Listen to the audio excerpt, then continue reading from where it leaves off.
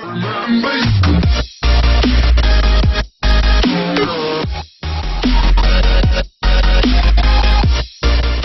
White House is preparing an executive order that would smooth the path for the CIA to reopen black site detention facilities where it held and interrogated terrorism suspects before the Obama administration shuttered them, The New York Times reports. The three-page order would reportedly revoke a series of Obama administration executive orders that closed the sites, granted Red Cross access to all detainees and limited interrogators to techniques approved in the Army Field Manual.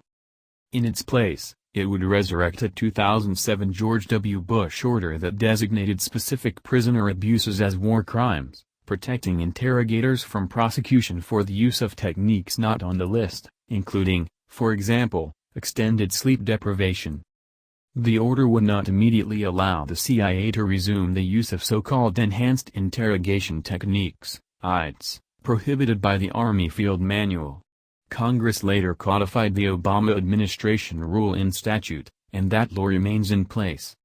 But the draft order says that high-level officials should conduct reviews and offer recommendations to Trump. Among the targets of those reviews, whether the field manual should be changed and whether to reinitiate a program of interrogation of high-value alien terrorists to be operated outside the United States by the CIA, including any legislative proposals necessary to revive the program.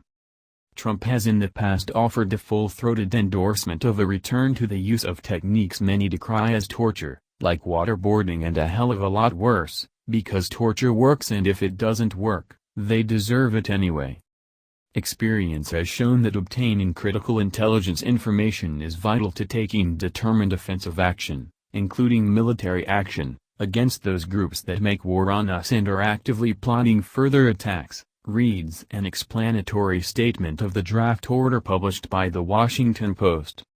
The statement dings the U.S. under the Obama administration for refraining from exercising certain authorities critical to its defense, including the 2009 Obama executive order. It also notes that Congress imposed further restrictions on the ability of the Central Intelligence Agency to maintain an effective and lawful interrogation program. The 2016 National Defense Authorization Act provides a significant statutory barrier to the resumption of the CIA interrogation program, the statement reads. It's unclear if the CIA, under its newly confirmed director, Mike Pompeo, would be enthusiastic about a return to torture. Pompeo during his confirmation hearing promised lawmakers that he would absolutely not comply with an order from the then-president-elect to resume the use of interrogation techniques considered by the international community to be torture. Moreover, I can't imagine that I would be asked that by the president-elect, he said. He agreed that it would require a change in law for the CIA to lawfully employ interrogation techniques beyond those contained in the Army Field Manual. But in a series of written answers to the Senate Intelligence Committee, Pompeo said that he would consult with CIA experts to determine whether the methods in the Field Manual are sufficient, and work with experts to offer recommendations to make changes if they aren't. The apparent contradiction alarmed many Democrats, who cited his position on torture as a determining factor in their decision to vote against him.